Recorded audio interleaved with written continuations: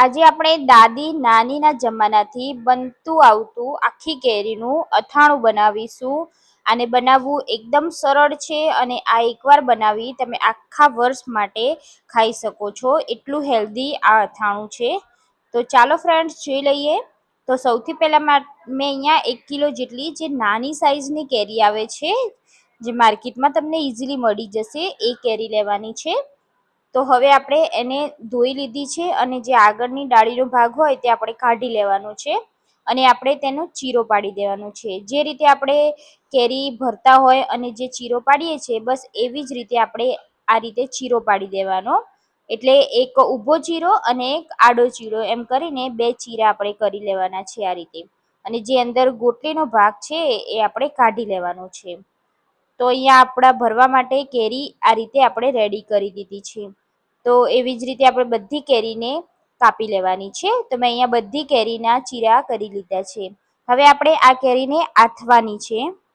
તો આથવા માટે આપણે હળદર અને મીઠું એ 2 થી આથવાનું છે. તો આપણે ભરપૂર પ્રમાણમાં હળદર અને મીઠું બનાવી લઈશું. તો અહીંયા આપણે સૌથી પહેલા મોટી ચમચી જેટલી હળદર લેવાની છે, એમાં 3 ચમચી જેટલું મીઠું લેવાનું છે. તો આમાં આપણે સ્ટફિંગ વધારે ભરવાનું હોય છે હળદર મીઠાનું, એટલે વધારે ક્વોન્ટિટી રાખવાની. તો આ રીતે આપણે ભરી દીધું છે. હવે આપણે આને કેરીમાં ભરવાનું છે. તો જેવી જ રીતે આપણે અહીંયા આપણે કેરીનો જે હોલ પાડ્યો છે એમાં આપણે ભરપૂર પ્રમાણમાં હળદર અને મીઠુંનું સ્ટફિંગ ભરી લેવાનું છે અને આ કેરીને આપણે આથવાની છે. તો બને ત્યાં સુધી બધી જ બાજુ એકદમ પરફેક્ટ રીતે હળદર મીઠું અડે એ રીતે આપણે એને ભરી લેવાનું છે અને આ રીતે દબાવી દેવાનું છે, જેથી હળદર મીઠું બહાર ના આવી જાય. એવી જ રીતે આપણે બધી કેરીને ભરી લેવાની છે. તો આ રીતે આપણે કેરીને ભરી રાખીશું, તેથી એમાંથી પાણી છૂટશે અને આપણી કેરી એકદમ સરસ એવી અથાઈ જશે. હવે આપણે હળદર મીઠાને ભરીને પછી આપણે તેને 4 થી 5 કલાક સાઈડમાં રાખવાની છે. જો બને તો તમે વધારે ટાઈમ પણ રાખી શકો છો. જ્યાં સુધી કેરીનો કલર ચેન્જ ના થાય ત્યાં સુધી આપણે તેને સાઈડમાં રાખી દેવાની છે. તો ઘણા લોકોને 1 દિવસ પણ થતો હોય છે, ઘણા લોકોને 7 થી 8 કલાકમાં પણ થઈ જતું હોય છે. અને ટાઈમ મળે તો આ હળદર મીઠા આથતી વખતે વચ્ચે વચ્ચે હલાવતા રહેવાનું, જેથી જલ્દીથી આપણી કેરી અથાઈ જશે. તો બધી કેરીને મેં એક બાઉલમાં કાઢી લીધી છે અને હવે આપણે તેને ઢાંકી અને સાઈડમાં રાખી દઈશું. મેં અહીંયા 8 કલાક માટે આ કેરીને સાઈડમાં રાખી હતી, જેથી મારી કેરી સરસ રીતે અથાઈ જશે. તો આપણે વધેલા હળદર મીઠાને આ રીતે ઉપરથી નાખી દેવાનું છે અને વચ્ચે વચ્ચે હલાવતું રહેવાનું.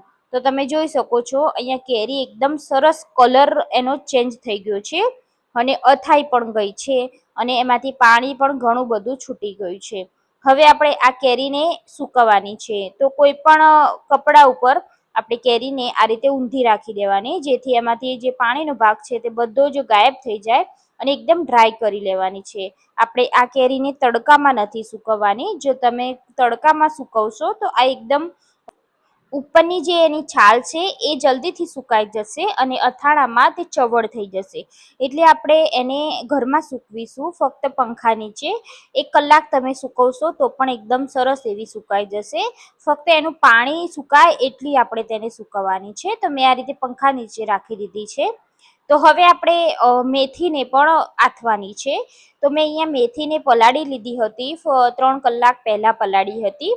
આ રીતે મેથી પલળી જાય એટલે આપણે એમાંથી બધું પાણી કાઢી લેવાનું છે અને જે કેરીનું પાણી બચ્યું છે એમાં આપણે આ મેથીને એડ કરી દેવાની છે.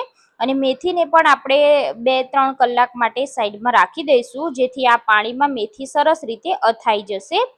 તો મેથીને પણ આથવી ખૂબ જ જરૂરી છે, જેથી આ અથાણું આપણું સરસ લાગશે. તો મેથીને પણ આપણે મિક્સ કરી અને આપણે તેને 2 થી 3 કલાક માટે સાઈડમાં રાખી દેવાની છે. તો અહીંયા તમે જોઈ શકો છો કે મેથી આપણી સરસ રીતે અથાઈ ગઈ છે.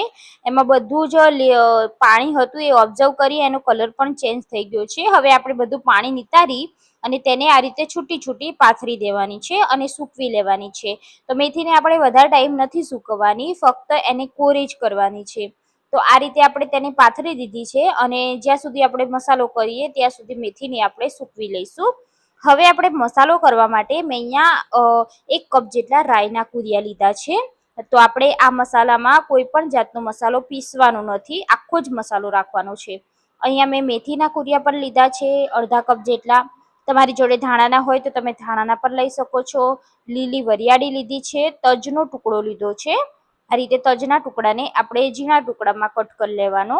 વચ્ચે આપણે હિંગ એડ કરી દેવાની છે. તમે અહીંયા લવિંગ મરિયા પણ એડ કરી શકો છો અને વધારે પડતી હિંગ એડ કરી દઈશું. અહીંયા મેં એક તપેલી તેલ ગરમ કર્યું છે. તેલ ગરમ થાય એટલે આપણે મસાલામાં રેડી દેવાનું છે અને આપણે તેને મિક્સ કરી લેવાનું છે. તો હલકું એવું ગરમ કરવાનું, વધારે ગરમ નથી કરવાનું, નહીં તો મસાલો આપણો બળી જશે. તો અહીંયા આપણે જોઈ શકો છો કે તેલ બધું સરસ રીતે મિક્સ કરી લીધું છે અને આ રીતનું બાઇન્ડિંગ આવી ગયું છે.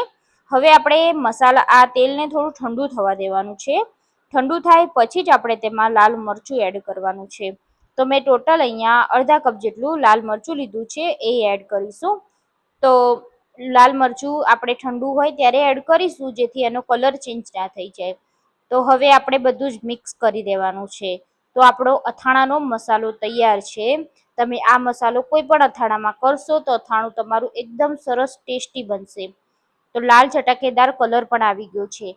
હવે જે મેથીને આપણે સૂકવીને રાખી હતી તે પણ ડ્રાય થઈ ગઈ છે. તો મેથી પણ આપણે આ મસાલામાં નાખી દેવાની છે અને મેથીને આપણે મિક્સ કરી લેવાનું છે. તો આ રીતે મસાલો આપણો બની ગયો છે. તો મસાલાને તમે આ રીતે બનાવશો તો તમારું અથાણું એકદમ સરસ બહાર જેવું બનશે. જેવું તમે માર્કેટમાં લાવો છો એવું અથાણું ઘરે પણ તમે રેડી કરી શકો છો. અને આ ટ્રીક આપણી દાદી નાનીથી બનતું આવતું અથાણું આ રીતે જ બનાવવામાં આવતું હતું. તો હવે આપણો મસાલો પણ તૈયાર છે. હવે આપણે આમાં મીઠું એડ નથી કર્યું, તો લાસ્ટમાં આપણે મીઠું એડ કરવાનું છે. તો મીઠું એડ કરી અને પછી ફરીથી પણ આપણે તેને હલાવી દેવાનું છે. તો અહીંયા આપણા અથાણાનો મસાલો તૈયાર છે. મસાલામાં આપણે જે કેરીને આપણે સૂકવીને રાખી છે એમાં સ્ટફ કરવાનો છે. તો કેરી બધી સરસ રીતે સુકાઈ ગઈ છે. તો એક એક કેરીમાં આપણે આ મસાલો ભરી લેવાનો છે અને મસાલો આપણે પરફેક્ટલી કેરીમાં ભરવાનો છે. એકદમ સરસ રીતે બહાર ના નીકળી જાય એ રીતે સ્ટફ કરી અને મસાલો આપણે ભરપૂર પ્રમાણમાં ભરી લેવાનો છે. તો જો તમને હાથથી મદદથી ફાવે તો તમે હાથથી પણ ભરી શકો છો, ચમચીથી ફાવે તો ચમચીથી પણ ભરી શકો છો.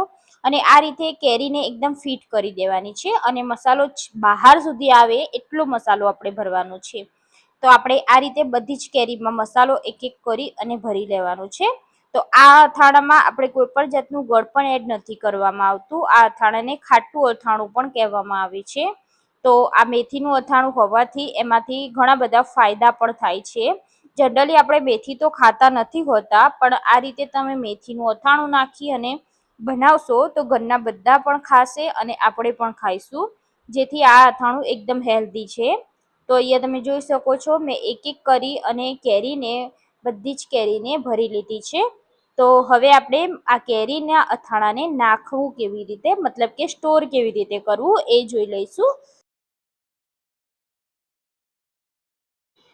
તો અથાણું સ્ટોર કરવા માટે આ રીતની કાચની બરણી લેવાની છે અને એમાં સૌથી પહેલા આપણે જે વધેલો મસાલો છે તે બધો આપણે નીચે એડ કરીશું, એમાંથી 2 ચમચી.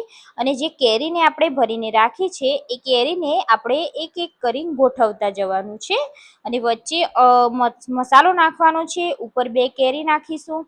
એવી રીતે કરી આપણે બરણીને ભરી લેવાની છે.